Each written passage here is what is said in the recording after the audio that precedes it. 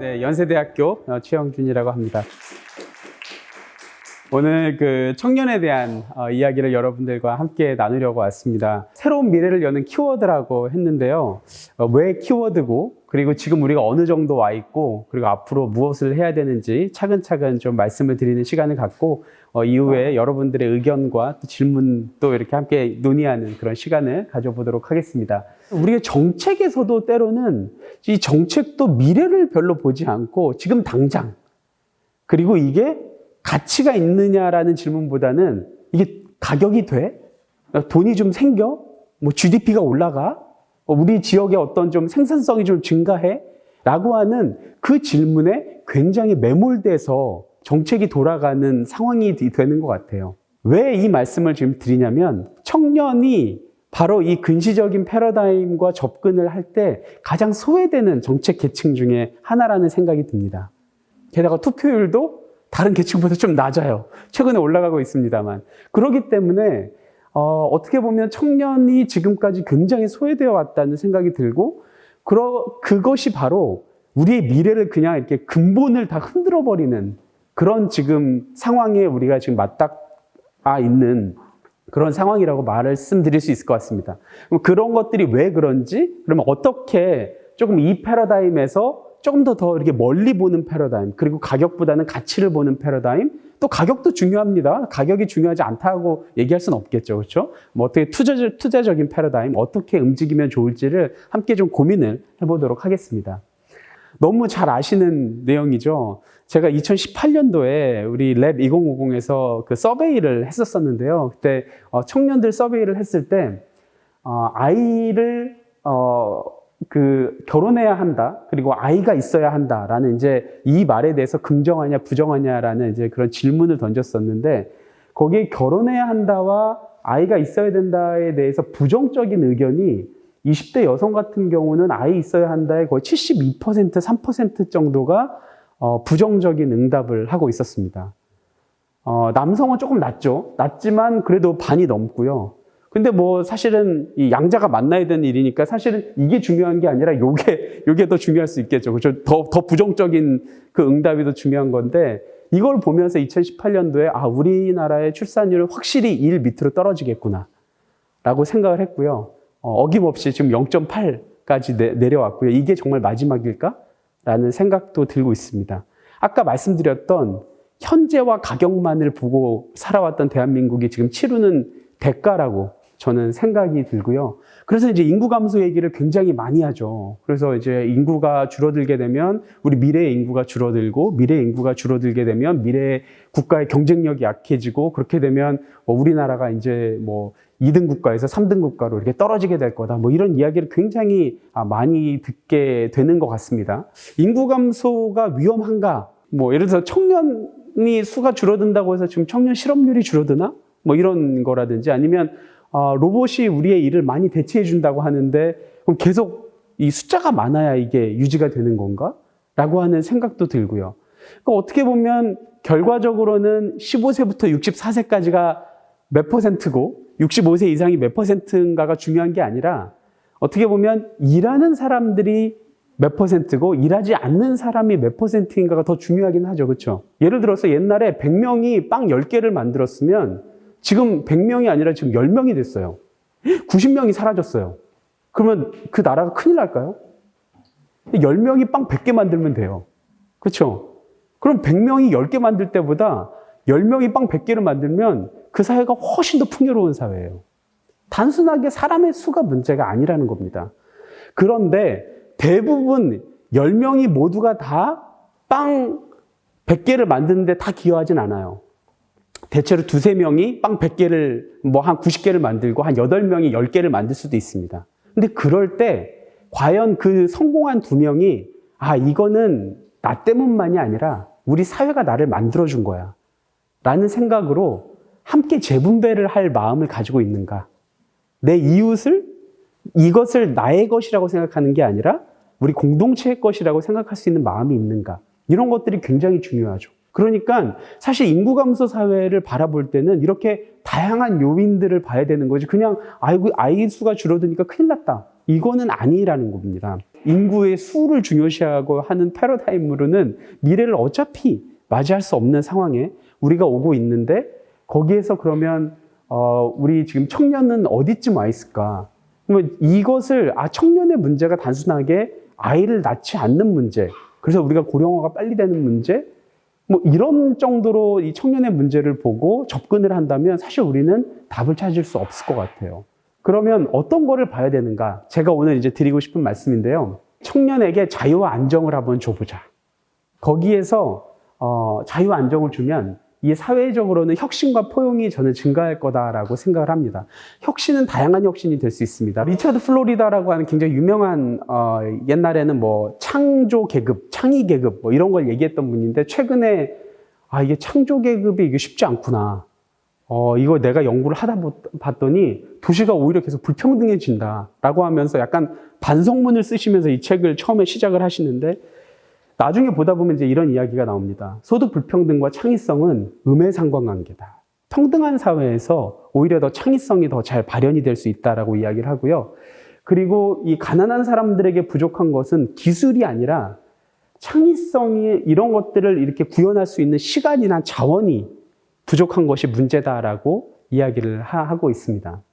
이건 이제 서비스 영역인데 실제로 어떤 곳에서 대기업하고 중소기업의 격차가 가장 적을까를 이렇게 바라보면 250인 이상의 기업의 생산성을 100이라고 놨을 때요. 100이라고 놨을 때, 그 다음에 이게 좀 중견기업, 중소기업, 작은 기업들 대비 생산성 격차가 이렇게 어떻게 나는지를 보면 아까 말씀드렸던 대로 대한민국은 터키나 멕시코, 그리스처럼 이 대기업과 조그만 기업과의 생산성 격차가 굉장히 큰 사회입니다.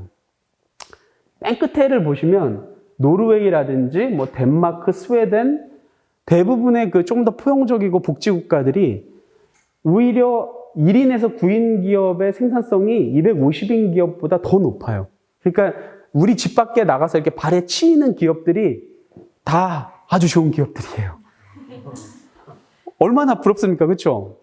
우리는 그 좋은 기업에 발 한번 치려면 저 강남이나 저기 서울 을지로 가야 일단 딱 치면은 좋은 기업 발로 한번 차봤다 이렇게 하는데 진짜 여기는 집 눈앞에 이게 밖에 나가면 조그만 그런 기업들이 다 젊은 친구들이 창업하고 만들고 하는 그런 훌륭한 기업들을 키워내고 있는 거예요. 스웨덴 얘기를 한번 해보도록 하겠습니다. 혹시 여기가 이제 스웨덴의 그 창업 기업이고요. 여기 영국 이게 창업 기업들의 이렇게 혹시 이거는 많이 보셨을 것 같아요, 그렇죠? 요즘 게임 좋아하시는 슈퍼셀 아시는 분들은 잘 아시고요. 뭐 스카이비라든지 스포티파이라든지 이거 마인크래프트 저희 아이들이 좋아하는 기업들 이게 다 스웨덴에서 정말 조그만 나라, 큰 나라도 아닌데 이 기업들이 창조 경제를 거의 선도를 하고 있습니다. 그러면 얘네들이 왜 요즘은 심지어 논문들이 미국보다 북유럽이 더 창의적이다라고 더 혁신적이고 더 기업가 정신이 높다라고 하는 논문들도 많이 나오고 있는데 거기에서 이제 그러면 이 다양한 곳에서 도대체 얘네들은 왜 이렇게 혁신적인 나라가 된 거야? 원래 복지국가 이런 거 하면은 사람들이 이렇게 게을러지고 뭐 이렇게 일 안 하고 뭐 이래야 되는 거 아니야? 왜 어떻게 이렇게 된 거야? 라고 해보면 일단은 뭐 대학 교육까지 일단 다 무상. 그리고 자기가 실패한다고 해서 생활에 전혀 지장이 없는 사회. 근데 이제 무상의료, 무상교육, 평생교육, 소득보장, 그리고 굉장히 가족 친화 정책. 이런 것들이 이런 사회를 만들고 제가 코로나 시작하기 직전에 이제 스웨덴에 가서 창업하시는 분들을 만나서 인터뷰를 해봤었는데 그분들은 오히려 스웨덴 사회에 그 위계성이 전혀 없는 구조. 그리고 소득이 평등한 거. 어차피 내가 실패를 해도 그렇게 남들보다 생활 수준이 떨어지지 않기 때문에 그러면 당연히 하고 싶은 일을 해야지 뭐하러 하기 싫은 일을 억지로 하니 어차피 내가 하고 싶은 일을 하다가 떨어져도 별 차이가 없는데 라는 것들이 이 사회를 굉장히 강한 창업사회로 창업경제로 만들었다는 겁니다. 근데 핵심은 이 청년들에게 주는 어떤 포용 혹은 행복 같은 이거를 여기에 영향을 미치는 요인들과 아까 제가 지금까지 말씀드렸던 혁신에 미치는 영향의 요인들이 흥미롭게도 굉장히 비슷합니다. 예를 들어서 자율성. 일단은 행복하고 창의적이려면 자유로워야 합니다. 이건 뭐 여러 연구들이 있어요. 그런데 이 안정성이나 포용성 역시 이 자율성이 굉장히 중요한 기반이고요. 그리고 다양성. 다양한 것을 만나야 되고 다양한 사람들과 교류할 수 있어야 되고 이것도 포용적인 개념도 되고요. 그리고 안정성. 안정적인 사람들이 근데 뭐 스웨덴에서 안정성 때문에 혁신이 잘 된다는 건 이해가 되는데 미국이 뭐 안정적인 사회인가요? 거기 혁신 잘 되는데 왜 그래요? 이렇게 할 수 있는데 실리콘밸리에 있는 대부분의 청년들은 집이 어마어마하게 잘 사는 청년들이라는 연구가 있습니다. 자기가 실패해도 끄떡없는 가정에 거기는 스웨덴이나 북유럽은 국가가 안정성을 제공해 준다면 여기는 집이나 이 자기의 네트워크가 자기 안정성을 제공해 주죠. 결과적으로는 그런 청년들이 이렇게 뛰어들어서 창업을 하고 실패하더라도 계속 도전하는 청년이 된다는 겁니다. 그러려면은 좋은 사회적인 보호가 있어야 되겠죠. 그리고 혁신가가 될 수 있도록 역량을 키워줄 수 있는 사실 우리가 이미 그런 정책이 있는데 조금 더 수준을 좀 더 올려야 될 것 같아요. 이제 청년이 직접 참여하면서 민주주의를 높이는 이런 정책들이 필요하고 이런 것들이 청년의 정책의 보편성, 연결성, 지속성, 접근성 뭐 이런 것들과 확보되면서 좀 좋아질 수 있지 않을까라는 생각이 듭니다. 제가 이제 마지막으로 몇 개의 통계를 좀 보여드리고 이제 마칠게요. 적극적 시민이라는 그 연구를 했었는데 적극적 시민의 핵심적인 세 가지 개념을 아까 말씀드렸던 안정성이 있는지 없는지 그리고 내가 내 삶에 결정을 할 수 있는 자율성이 있는지 없는지 그리고 내가 속한 공동체에서 목소리를 낼 수 있는지라고 하는 영향력 이 세 가지가 있으면 적극적인 시민이다라고 봤고요. 그게 셋 다 없는 지금 나 안정적이지도 않고 뭐 내 목소리 아무도 안 들어주고 그리고 나 자율성도 없어라고 하는 그 층을 수동적인 이제 시민이라고 저희가 봤습니다. 비율은 비슷하게 나오더라고요. 한 30% 수동적 시민이 조금 적은데 근데 일단은 이 세 가지가 다 있는 적극적 시민은 보시면은 굉장히 행복합니다. 당연히 행복하겠죠. 안정적이고 자유롭고 막 영향력 있는데 행복하겠죠. 그래서 당신은 삶에 만족합니까가 1번이 매우 불만족 10번이 아주 만족한다고 했을 때 적극적 시민은 다 거의 6번에서 10번까지로 다 응답을 했고 세 가지를 가지고 있지 않은 시민분들께서는 1번부터 5번에 거의 다 집중적으로 응답을 하셨습니다. 일단은 만약에 국가의 목표가 행복한 시민이라면 그냥 해야 돼요. 이걸 하면 좋아요. 그런데 그것뿐만이 아니라 적극적 시민들은 뭐 이렇게 좀 뭔가 있으니까 이 사람 더 많이 일하고 돈을 더 벌고 싶어 할까? 그렇지 않더라고요. 이분들은 이제는 일을 더 많이 벌고 더 많이 일하는 것보다는 차라리 조금 더 적게 벌더라도 내 시간을 갖고 싶다라고 응답하는 비중이 굉장히 높았습니다. 그러면 적극적 시민들은 대부분 내가 굉장히 안정적이고 자유로우니까 사회는 별로 신경 쓰지 않지 않을까라고 생각을 해보면 세금을 더 내더라도 사회복지 확대해야 된다라는 응답도 안정적이고 영향력이 있는 그런 사람들이 더 높습니다. 그래서 제가 이렇게 그림을 한번 그려보니까 이제 좀 지금까지 배제적으로 갔다라고 한다면 청년들에게 자유와 혁신을 줌으로써 그러면 일단은 행복해지고 신뢰도 사회에 대한 신뢰도 좀 더 생기고 그리고 위험을 좀 더 감수하는 태도 한번 도전해볼까? 라는 생각도 갖게 되고 그리고 내가 안정적인 인적 자본도 역량도 좀 키우게 되고 그러다 보니까 창의성이 증가하고 자아 실현이나 공동체에 대한 실현도 하게 되고요. 그래서 이제 혁신 활동이 일어나게 되면 사회 혁신이 되면 사회 문제도 해결해 주고요. 사회 문제가 해결이 되면 개인의 역량도 증가하고 사회적인 신뢰라든지 이런 네트워크나 자본 같은 것도 좋아져서 다시 국가의 이런 활동을 지지하게 되고 반대로 경제적 혁신이 일어나면 성장도 이제 일어나고요. 성장이 일어나면 일자리도 생기고 조세도 증가하니까 다시 이렇게 우리 청년 정책이든 아니면 복지국가를 할 수 있는 좋은 자원이 될 수 있다는 겁니다. 제가 좋아하는 이 글로 마치도록 하겠습니다. 존 듀이라고 하는 미국의 교육학자자 철학자인 분인데 이제는 예전에는 대한민국의 언어로 표현하면 헝그리 정신. 역시 헝그리 정신이지. 배가 고파야 뭔가 제대로 할 수 있어. 뭐 이거였다면 이제 어느 정도 자본주의가 숙성된 사회에서는 불안정은 절망을 주지 어떤 무언가를 개선하려고 하는 의지와 동기를 주지 못한다는 사실입니다. 만약에 지금 우리 청년들이 뒤쿵의 유혹에 느끼고 내가 얼마 없는 이 돈을 가지고 그냥 열심히 노동해서 어떻게 해볼까가 아니라 그냥 코인에 한번 몰빵을 한번 해볼까? 만약에 이렇게 모든 청년들이 생각하고 있는 사회에서 그러면서 청년들이요 꿈을 꿔라라고 이야기를 정책을 아무것도 안 해주면서 이렇게 하는 것이 지난 20년의 우리 사회의 모습이었던 것 같아요. 말이 안 돼 보이는데 지난 20년 동안의 우리 사회였는데 아인슈타인이 그런 말을 했죠. 똑같은 일을 반복하면서 다른 결과가 나오기를 기대하는 것은 미친 짓이다. insanity라는 표현을 썼습니다. 또 아직까지도 계속 똑같은 걸 반복하면서 이제 결과가 달라지겠지? 뭐 달라진 게 없는데 왜 다른 결과를 기대하죠? 그렇죠? 그래서 어떻게 보면 청년들의 더 액티브한 활동들, 또 그걸 지원하는 국가, 그리고 공익활동지원센터 등등 이런 것들이 잘 되면 좋지 않을까라고 생각합니다. 네, 감사합니다. 네.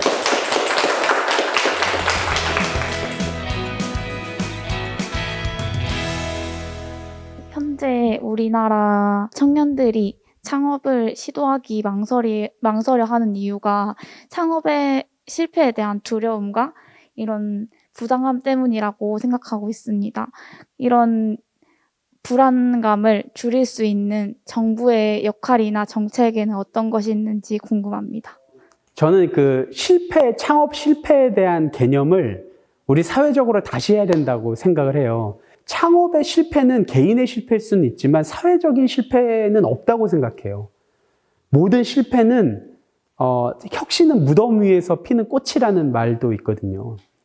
그 무덤과 무덤이 계속 쌓이면 사실 예를 들어서 이렇게 여러분 휴대폰에 이렇게 딱 찍으면 이렇게 무슨 뭐 토끼 이게 이런 것도 있고 뭐 이렇게 다양한 거 나오는 요즘 그런 사진 많지 않습니까? 그것도 굉장히 오래됐어요. 그거를 계속 누군가 시도하다가 조금 기술 발전시키고 실패하고 말아먹고 하다가 누군가가 그거 어느 순간에 딱 했는데 그게 대박이 터져서 그 사람이 어마어마한 돈을 벌었습니다. 근데 사실은 그 사람이 나오기 전까지 그 전에 시도하고 실패한 사람이 없었더라면 그건 없었겠죠. 그렇기 때문에 창업의 실패가 그 개인의 실패와 도전의 실패로 이어지고 그 창업의 실패를 보면서 나도 하면 큰일 나겠다라고 생각하지 않을 수 있는 정책이 필요하고요. 또 반대로는 그 창업에 성공한 사람들의 성공이 사회에 또 환원이 될 수 있도록 하는 그 조세 구조라든지 그런 것도 굉장히 중요하다고 생각이 됩니다. 예를 들어서 우리 집을 팔았고 뭐 집을 담보로 창업하는 것과 아니면 내 아이디어를 누군가에게 설명할 수 있고 내 아이디어를 누군가가 사서 투자를 해서 그래서 내가 하는 것과는 또 차이가 많이 나겠죠. 그렇죠? 함께 위험을 함께 분담하는 거니까요. 그런 것부터 시작해서 우리 창업하려고 하는 청년들의 어떤 생활에 대한 부분이라든지 그런 것들을 지원하는 부분도 저는 굉장히 중요한 정부의 정책이 될 수 있을 거라고 생각이 됩니다. 인구 감소 문제에 대해 말씀드리고 싶은데 저는 사회에 진입하기 전에 초난 그 청년으로서 뭐 주거 문제라든지 취업난 이런 것들에 대해 관심이 많은데 앞서 말씀해 주신 인구 감소가 되면 그 문제가 되고 있는 뭐 주거 문제, 취업난 등이 좀 이전보다 완화될 수 있다고 생각하시는지 그 점에 대해 궁금합니다. 네네. 저희도 항상 가지고 있는 질문인데요. 최근에 코로나 전까지만 해도 일본으로 취업 가는 우리 청년들이 굉장히 많았어요. 제 학생들 중에서도 많았고요. 왜냐하면 일본은 대졸자 취업률이 90%가 넘는다는 이야기를 일반적으로 저희가 들었기 때문에 그러면서 일본은 정말 이 저출생의 기간이 기니까 이제 청년들의 일자리가 굉장히 많아지는구나. 이런 이야기를 저희가 했었거든요. 그런데 일본 분이랑 이야기를 해보니까 확실하지는 않는 것 같다. 그러니까 자연적인 건 없다라는 이야기입니다. 그러니까 인구가 감소가 되면 일자리가 더 많아질 가능성은 있지만 하지만 자연적으로 그렇진 않고요. 결과적으로 그 뒤에서 국가가 끊임없이 좋은 일자리를 지키고 만들어내고 사라지지 않게 하고 하는 그런 노력이 들어가지 않으면 인구 감소만으로 자연적으로 문제가 다 풀릴 거다라고 되지 않을 수도 있고요. 인구가 감소돼서 굉장히 을씨년스러운 사회가 될 수도 있고요. 인구가 감소가 돼서 이제 좀 드디어 숨도 좀 쉬고 이제 풍요롭게 사는, 예를 들어서 10명이 똑같은 자연이 있을 때 100명이 이 자연을 누리는 것보다 10명이 누리면 훨씬 좋잖아요. 그러니까 기본적으로는 사실은 인구 감소가 자연적으로 나쁘진 않거든요. 하지만 그거를 을씨년스럽게 만들고 아니면 풍요롭게 만드는 건 결과적으로는 정치의 몫이고 정책의 몫이 되는 거죠. 그래서 그럴 수는 있지만 역시 우리의 노력이 많이 필요하다. 이렇게 말씀드리고 싶습니다. 네. 청년들의 창의적 활동, 창업에 대해서 중요하게 말씀하셨는데 저희 사회 구조에서는 아직 안정된 일자리를 더 선호할 수밖에 없다고 생각합니다. 그래서 지금처럼 창의적 활동이 저조하다면 미래 사회에는 어떤 사회가 될지 궁금합니다. 아까 말씀을 잠깐 짧게 드렸었는데 이 미래 일자리가 없어질까 안 없어질까라고 하는 질문에 대해서 처음에는 학자들이 그 숙련과 지식이 많이 필요로 하는 일자리는 안 없어질 거고 숙련과 이런 그 지식이 필요로 하지 않는 일자리는 없어질 거다라고 예측을 했거든요. 근데 이제 그게 틀렸다는 게 지금 보여지고 있습니다. 왜냐하면 사실 어려운 수학 문제를 계산하는 로봇은 쉽게 만들 수 있죠. 하지만 우리 어르신들이 이렇게 안아서 이렇게 목욕시켜드리는 로봇은 그거 나오려면 언제쯤 나올 것 같아요? 그렇죠? 그러니까 무조건 지식이 많고 그리고 이렇게 막 숙련이 막 대학원까지 졸업하고 막 이러면은 일자리가 이제 안정적이다. 그렇지 않다라는 겁니다. 그리고 나서 나온 이론이 숙련이 중요한 게 아니다. 반복적인 일자리를 하느냐, 반복적이지 않은 일자리를 하냐가 더 중요하다라고 이야기를 하는 겁니다. 아무리 엄청난 이제 이렇게 수학 계산해서 오늘의 증시가 어떨 것 같고 막 이런 매일 똑같은 일을 했던 그런 증권 애널리스트들이 다 잘렸거든요. 영국 같은 경우에. 이제는 AI가 더 잘해요. 이제는 그렇기 때문에 내가 이제 AI를 어떤 한 태스크로는 이겨낼 수가 없습니다. 바둑만 가지고는 못 이겨내요. 그런데 저희가 AI를 어떻게 이길 수 있냐면 너 짜장면 먹으면서 바둑 둘 수 있어? 이거 못해요. 그리고 발을 움직이고 청소하면서 바둑 두면서 짜장면 먹을 수 있어? 이거 못해요. 이게 우리는 이 artificial general intelligence가 있습니다. general이 있어요. 일반적인 인텔리전스가 있어요. 여기서 제가 써먹은 제가 어떤 얘기를 했을 때 약간 웃으시는 그것을 이러면 되는구나라고 해서 제 아이들한테 써먹을 수 있어요. AI는 그걸 못해요. 내로우한 인텔리전스예요. 이 좁아요. 그러니까 우리가 AI, 인공지능과 다른 점은 지식들을 융합하고 네트워크화하고 여기서 얻은 지식을 가지고 저기서 활용하고 바둑은 얘가 잘 두고 그리고 장기는 얘가 잘 두고 체스는 제가 잘 두고 얘네들을 언제 어느 시점에 활용할 줄 아는 그런 능력이 필요해요. 이 능력은 사실 단순하게 학교를 오래 다닌다고 되는 게 아닙니다. 생각을 할 줄 알아야 돼요. 그게 AI와 우리의 차이점이거든요. 그걸 하지 못하게 된다면 우리는 끊임없이 더 낮은, 더 주변부된 노동시장으로 밀려나게 될 거고요. 만약에 그게 가능한 사회를 우리가 만들 수 있다면, 그리고 저는 그거의 핵심이 여러분들에게 자율성이 있어야 된다라고 생각을 합니다. 자율성이 없으면 그걸 할 수가 없어요. 왜냐하면 이렇게 사장님들이나 이렇게 우리 기성세대들은 청년들이 딱 맡겨진 딱 그 네로우한 인텔리전스만 활용하기를 원하거든요.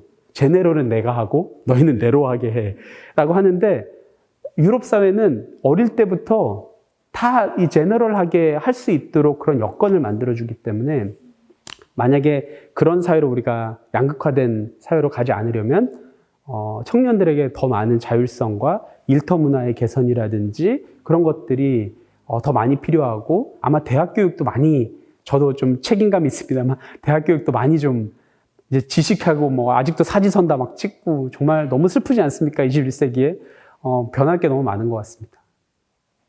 지금 현재 청년 문제가 청년들 개개인의 탓이 아니라 사회 구조적인 문제라는 말이 있어서 그 말로 한편으로는 위로가 되긴 한데 반대로 생각해보면 저희가 아무리 노력을 해봤자 뭐 소용이 없을 것 같은 막막한 생각이 듭니다.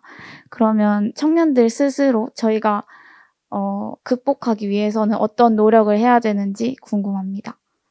일단 다양한 경험을 해보는 게 중요하다는 생각이 듭니다. 다양한 경험이라고 하면 아까 말씀드렸듯이 그 혁신에서도 중요한 요소가 다양성이라고 했잖아요.